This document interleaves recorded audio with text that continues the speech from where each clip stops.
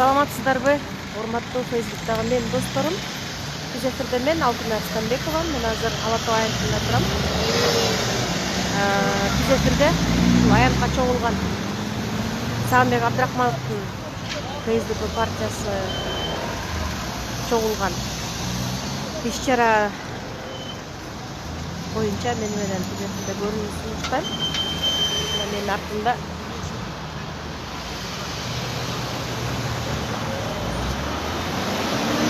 балатыны алып коюштур, жаңы жылдык балатыны артында толтур адамдар тизилип турат.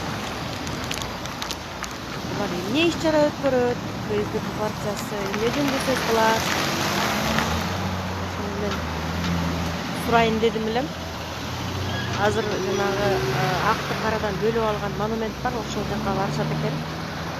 Апрель баатырларына апрель айында 2010 жылы элдин актыгын далилдеген төңкөрүш дейбизби, революция дейбизби, эмне болду? Ошол маалда караны актан бөлүп алган монументке барып гүл коебуз деген сөздөр айтылып атат. Азыр чогуу көрүңүздөр мени менен.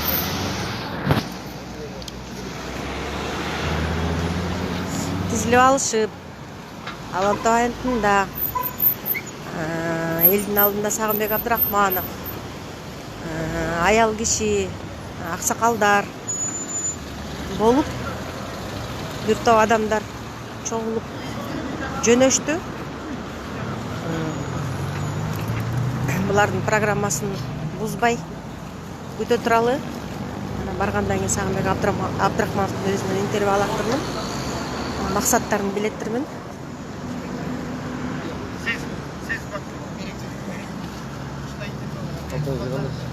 Кандай жакшы? Атайыр болсын, интервью болуп бар. Рахмат. Тизилиңиздер, маяктагылар, тизилиңиздер. Канча адамдай чогулган мисалы биякта? Апараке. Тизилиңиздер, пожалуйста. 70-80? 50 эмеспи? 50 көп. 50ден көппү?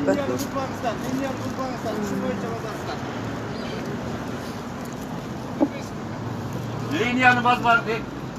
Алтыма арчактагылар тизилиңиздерчи туш-туштап. Чогуу базал, рейтти бузбай. Бири-бириңиздер жаныңыздарды бузбай базабыз. Чакан бараке, болдубу? Союз малындагы парадты элестетет. Баштадык. Эми иреттүү басалы деп атышат окшойт. Мынакей КСДП партиясынын мүчөлөрү акты карадан бөлүп алган монументти көздөп басып баратышат.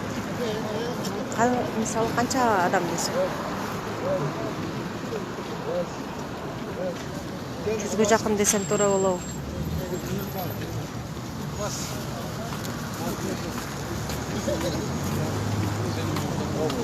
Камбарбай аке кандайсыз? Жакшы, кандай? Ден соолуктарыңыз. Жакшы, рахмат. Бул жерде эмне болуп атат?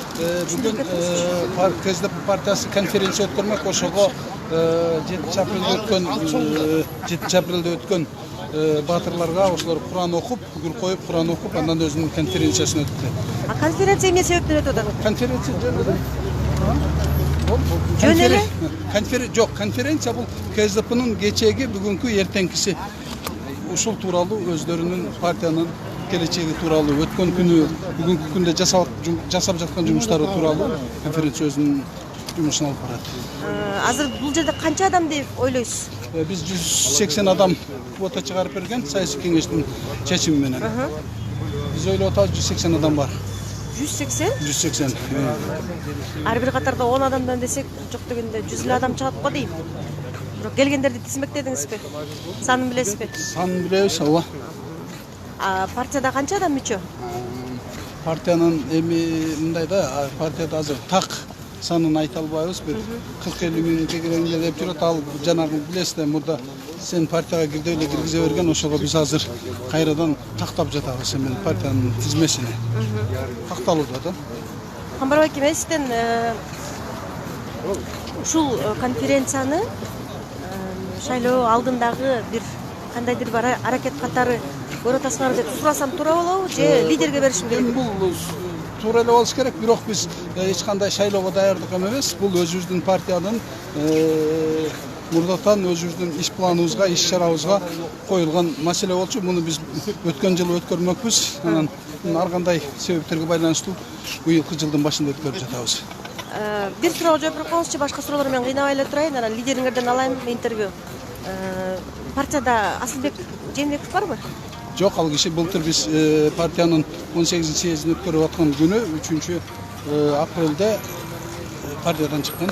Кайда кирбейт партияга? Өзүнүн арызын жазып. Ал киши ал кишинин өзүнүн эмесинде да. Калоосунда. Анда башка дагы көрүнүктүү саясатчылардан ким бар? Калгандары баары бар. Мисалы? Атын атап кетсеңиз. Бүгүнкү күндө биздин партиянын мүчөсү ИСШ Шыңгулчулов бар. Өмүркул силерде бар. Биздин партиянын мүчөсү да, биздин фракцияда депутаттарыбыз бүт баарлыгы бар. Бирок билесизби, былтыр апрелдерде сиздер съезд кылганда ал кишини көргөн жокпуз да, эмнегедир? Эмне үчүн ал ушундай? Ал киши ошол биз съезд өткөргөн күнү эмеде парламентте чегара маселеси боюнча өтө чоң бир талкуу болуп, чоң маселе каралып, ошого байланыштуу келе албай калышкан. Көзгө көрүнгөн Иса Өмүркулов экен, андан башка да ким бар байке? Чыныбай Акунович бар, Турбай Зулпукарович бар. Алар чыккан жок. Биздин мүчөлөр бүгүнкү күндө биздин мүчөлөр. Рахмат. Биз Кандай алар менен максаттарды? иштешип атабыз, фракция менен иштешип атабыз. Рахмат. Кандай максаттарды көздөсөңөр дагы чыгылса эл үчүн жакшы ой тилектер болсо, иш чаралар болсо эле болду. Рахмат. Ийгилик.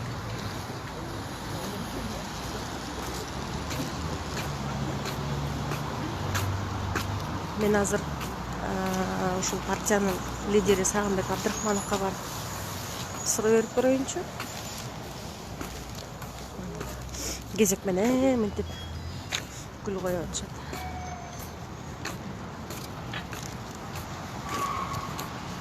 Дагы бир жолу саламдашам. Кандайсыз, жакшысызбы? Жакшы болуш. Азыр интервью алсам болобу сизден? Түз эфирге кетип атат Facebook'тан. Жооп бере аласызбы? Мен азыр Камарбай эке менен сүйлөштүм.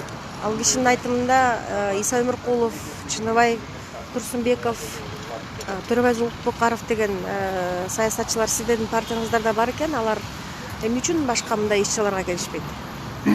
Эми биздин мына бүгүнкү чогулуп аткан себебисиндагы конференциясынын эң негизги себеби да ошол болуп атпайбы. СДПнын тагдыры кечээ, бүгүн, эртең. Мына ошол мына жердеги апрель баатырлары ошо койгон максатына жетпейби, жеткен жок. Себеби мына келген СДПнын аты менен келген биздин партиялар бүгүнкү күндө башка жакка кетип атканы аябай өкүнүчтүү болуп турат да. Канча адам кетти сиздерден? Эми азыр баарын билесиздер, баардыгы азыр арыздарын жазып, Биримдик партиясына кетебиз дейт, Кыргызстан партиясына кетебиз дегендер сол. Биримдик партиясы көптөн бери аталбай калды эле. Эмне болду экен? Билбедик эми, ушул өздөрүнүн жер-жерлерде көрүшкөн го. Азыр эми мен азыр докладымда конференцияңыз баарын угуп көрөсүздөр. Мен баарын айтып берем. Конференция кайда болот? Конференция Достук мейманканасында болот, Империал холлунда болот. Ошол жакка барасыңарбы? Ошол жакта болот. Анан бул жакка гүл койгондун себеби айтып Гүл койгон кетсеңиз. себеби бул өзүңүздөр билесиздер, 7 апрель баатырлары ушул жерде курман болду. Ушул жерде менин инилерим, бир туугандарым да жатат. Анан ошолордун арбактары ыраазы болсун деп момундай чоң жарышка чыгаардын алдында ошо арбактарга Куран окутуп, сыйынып, анан ушул чыксак деген тилек коюп атабыз да. Куран окуттуңарбы? Азыр окутат.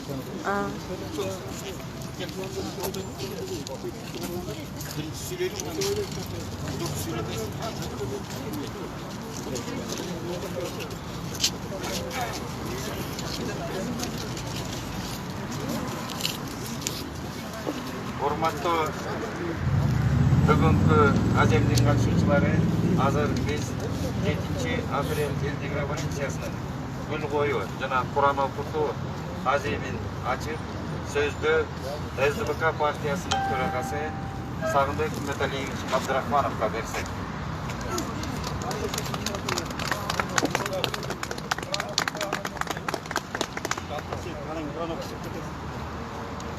Урматтуу социал-демократтар, 7 апрель элдик баатырлар, баарыбыз жалпы жыйынга чогулуу алдында 7 апрелдик революциянын эстелигин жанына көзү өткөн баатырларды эскерип отурабыз.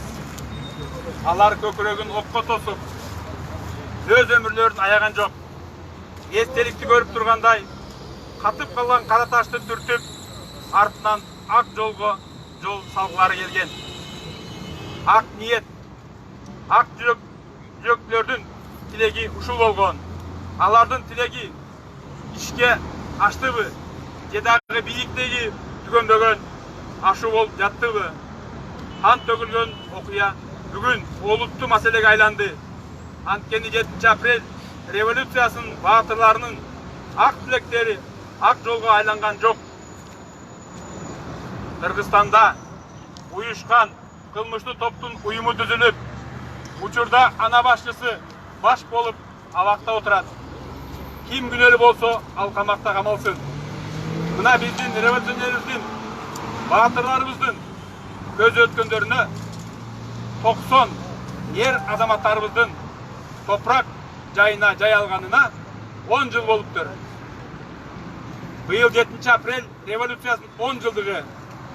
Кандай бут тосуларга СДП партиясы туш болсок дагы, биз 7 апрель баатырларынын тилектерин ишке ашырабыз. Келгиле баатырлар үчүн баарыбыз биригели. Эгерде кимде ким социал-демократтар партиясын таштап, башка жеке өтүн издесе, ал жоопкерликтен качып, 7 апрель шейиттеринин арбактарын сыйлабаганга жатат. Өлкө үчүн өз өмүрүн кыйгандарды саткандарга жатат. Анткени ошол күнгө социал-демократтар жооптуу болгон. Буга чейин сиздердин аруу тилектериңизди орундатпай, жоопкерликтен качып, жолдорунан тайгандары үчүн 7 апрель элдик революциясынын баатырларынан кечирим сурайм. Кечириңиздер. Эми биз башыбызды ийбейбиз. Баш көтөрөбүз. Болгон күчүбүздү 7 апрель шейиттерин тилегине арнайбыз. Урматтуу баатырлар, жаткан жериңиздер жай, топураңыздар торку болсун. Рахмат. 7 апрель элдик революциясынын баатырынын каарманы.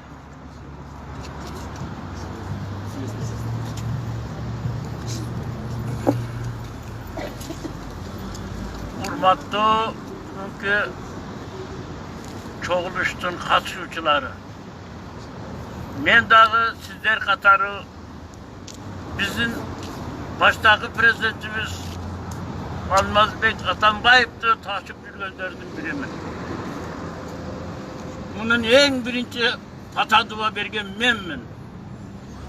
Шунчалык келип Карасуудун Ленин мектебинин алдында, Лениндин айкелинин алдында туруп, жакшы сөзөгөн сөзүмө кылып, Лениндин айкелинин алдында туруп, сен сүйлөп атканыңды мен ишенип, жолдон келип сага рахмат айтып, эл топтолуп көп болуп, мен сен президент болсоң, элди башкарасың деп, элди жакшы ишке алып барасың деп, мамлекетибизди жакшы мамлекеттер катарына коесуң деп, мен пата бердим эле. Кечиресиздер, Атамбаев кийинки малдарды аз-маз адашты. Мен 2 жолу келдим. Алмаз Атамбаев, менин насаатым улуу, мен сизге пата бердим десе, мени жанакы шофер киргизбей койду. Ошого тайындады. 2 жол келип, адашкан жерин айтайын дедим эле. Бирок көнбөдү. Эми аз-маз кемчилиги бар экен. Эми жакшы жерге барды. Ошо жерден таалим алып, кылган иштерини билип, сиздер менен сак-саламат ошодон кутулуп келсе, сиздер менен учурашсын деймин. Мен сиздерди биримдикке чакырамын. Ынтымактуулукка чакырамын. Дайым силер ден соолукта болгула. Сиздер şu partiyanın esebinен partiyаны кармап багыла. Biz Атамбаевсыз дагы şu partiyаны кармап туруп, biz дагы өзүбүздүн мына карындаштарым менен чоң адам болса керек. 87 жаштамын. Мен дагы сиздерге патадыла берейин. Ден соолукта багыла. Мамлекетибизди жакшы жерлерине кызмат кылгыла. Мына азыркы биздин президент Кудайга шүгүр, şu bala менен дагы көп жолу учурашканмын. Бу бала мындай болгон менен токто бала. Бирөөдү чимкилик, пимпилик дегенден алыс. madaniyatlı bola. Biz şunu koldaylıq. Biz daima şunday жақсы prezidentlerdi memleketimizde жақсы yolga aparış kelgen şularga saqtaylık dep berip men özümdü patamdı berem. Rahmat. Meni keçirgile men oşo prezidentke pata berdim ele. Biroq işledi epdelmedi. Onu Allah Taala özü bilet. Kim zaman istese Allah Taala alıp koyuverir. Öz azabını özü tartar. Biz işlesin deymiz. Sizler dağı gençolukta bağla mağaxşap bana çakarıgan nasihat aytıp elge yurtqa xizmatına duran bağla. Rahmat. Anda Kur'an okuya girsek.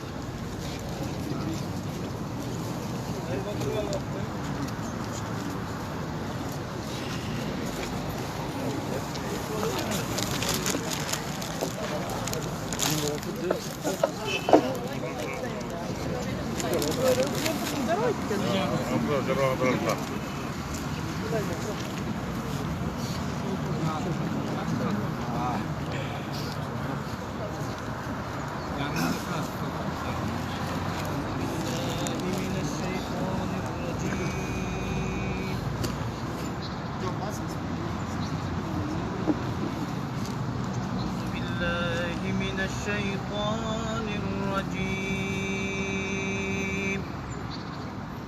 بسم الله الرحمن الرحيم الحمد لله رب العالمين الرحمن الرحيم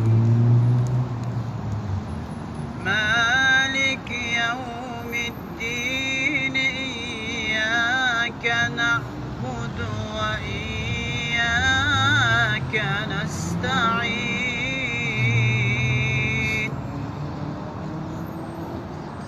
اهدنا الصراط المستقيم صراط الذين أنعمت عليهم غير المغضوب عليهم ولا الضالين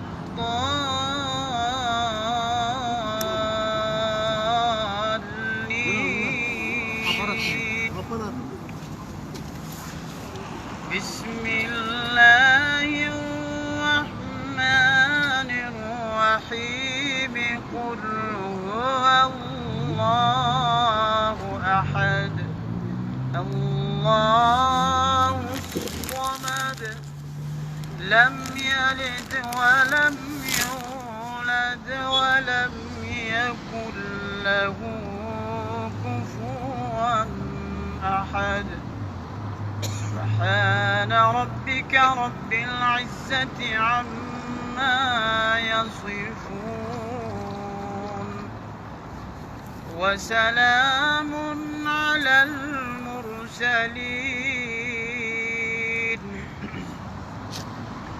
والحمد لله رب العالمين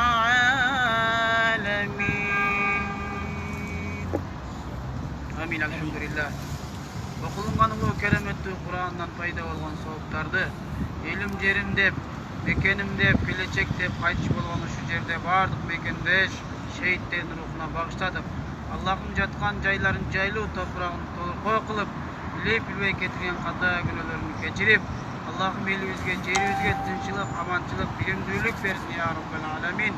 Rabbena atina fid dunya hasana ve fil ahireti hasana وقنا عذاب النار برحمتك يا رب.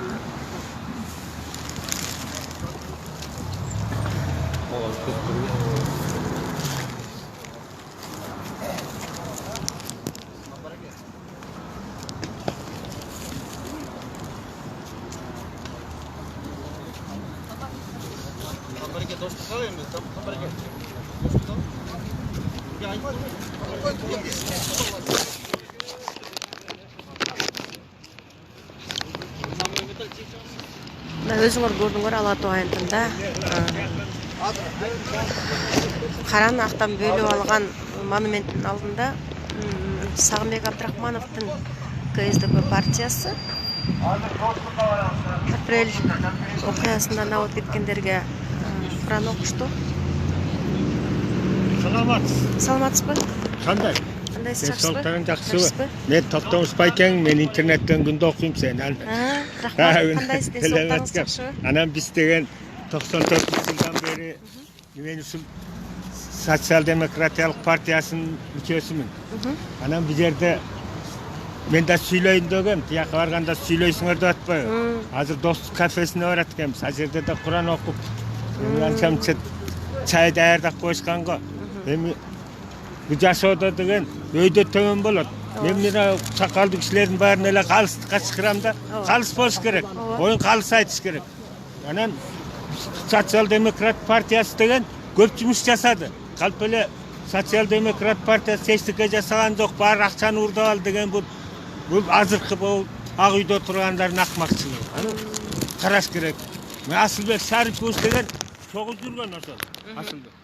Анан алда күнөөсү мойнуна алыш керек да. Анан ал бүгүн чак ачып кетип калыптыр социал-демократтар. Андай болбойт. Партияда 94-жылдан бери мен мүчөмүн. Ал деле ошо где-то 2000-жылдарда келген болуш керек. Биз аны 3 жолу жогорку кеңешке депутат кылдык. Анан ал деген ичерин ичип, жерип, байып алып, анан элди таштап кетип калган бул адамдык эмес, акмакчылыгы мун. Андан башка эмне дейбиз? Азыр эми сиз барып дагы сүйлөсөңүз. Торонбай деле 3 жолу мен жолугуп, кол алышып сүйлөштүм. Премьер-министр болгондо, анан президенттикке койгондо, анан президент болгондо Сокулукка барып жолуктук.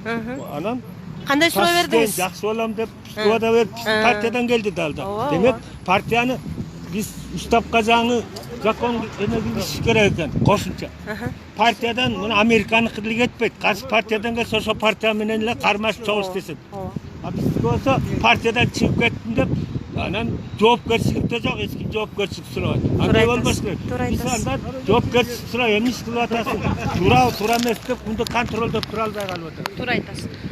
Агай, ошол эме жанагы аксакалдардынчы жанагындай бир партиядан экинчи партияга секирип өтүп алгандары бар го.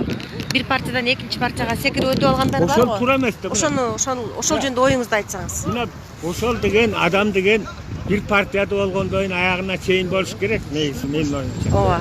Ошол мындайча айтканда биз деген бириккен мындай коллектив болуп биригип атабыз. Ошол коллектив деген бир ойдо болуп, күндө ойлорун туура так айтып, момундай кемчилиги болсо кемчилиги болуп, тасасы болсо тасасы деп, ошо боюнча иштеп барып, мамлекетке партиянын кызматкерлери жана жогорку кеңештин депутаттары иштеп аткандарды контролдоп турушубуз керек. Контролдой калбай атпайбыз. Анан тиге буга секирип кетип аткан, буланын адамдык сапатынын начарлыгы, адамдык сапат деген ошого жол бербейт. Анан андан башка дагы мен айтайын деген бир нерсе бар бул жерде. Мына илгери деген РСДП деген сыяктуу партия болду, революцияга чейин. Анан ал деген дагы ошо партиянын ичинде маселени карап атканда жыйналышта эки бөлүнүп кетет деген. Тегине жагат, тегине жакпайт. Ошондо анан большевиктер, меньшевиктер болуп эки бөлүнүп кетип, большевиктер көптүк кылып, утуп кетип, революцияда большевиктер кызматка келген. Меньшевиктер келбей алды. Анан эми мына коммунисттик партия деген да бар эмес белем. Масалиев башкарчу, бирөөнү деген Атбашылык эжекен ким эле? Ошо башкарчу беле. Атбашылык эжекен аял кишиби? Анан алар деле чырлашпай, эметпей эле экөө башкарып, эки бөлөк болуп туруп, меньшевик, большевиктер да ошондой болгон. Бир эле партия сыяктуу болуп, бирок ойлорун бир эле партиянын ичинде оппозиция деген болуп калса деле эчтеке болбойт. Ынтымакташып иштеп, бирин-бири контролдоп иштей берсе болот го деген ойду айтайын деп жүрөм да. Туура айтасыз. Себеби деген баарыбыз эле Кыргызстандын элибиз да. Душман болуп эле мынтыга алып атышкан да эмес. Оюн айтып, анан кол көтөрүп эмеге салганда көпчүлүк менен жеңгени алда кетиш керек, жеңилгени макулдап туруп калыш керек. Туура айтасыз. Ошондо. Фейсбукта көз доспузбу? Сизге катуу айткан жок белем? Жок. Катуу айтсам кечирим сурайм. Сен досун арындыксыңбы сен дагы? Мен Кыргызстандан болом, агай. Жок, негизи дейин да. Мен Кыргызстандан болом. мейлі ошо баарыбыз кыргызстандыкпыз бирок деген Кыргызстан үчүн аракет кылайлы. нарындык мындай оштук мындай эле айткан дурус. Ошол жакта ата бабабыздар бар, туугандарыбыз да ошол жакта. Мен деле Сокулукта турам, көп 90 канчанчы жыл көчүп келген, 92 90. Ошондон бери эле турам. Анан бирок нарын киндик кан тамган жер деген өз жер деген ал эметилбейт. Баргың келет, көргүң келет. Эми ал жаш бала кезинде өткөн жер жакшы жерлер да. Агай, азыр тияка барып сүйлөсөңүз, ошол жактан дагы тартып алайын, Макул, Мына көрдүңөрбү? Мени деген сессияда сүйлөнө турган сөздөрдү ук деп чакырып атышат. Барып ошол жактан улантабыз кийинки түз эфирде. Менден алыстабай туруңуздар. Азыр бир аздан кийин кайра дагы түз эфирге чыгам.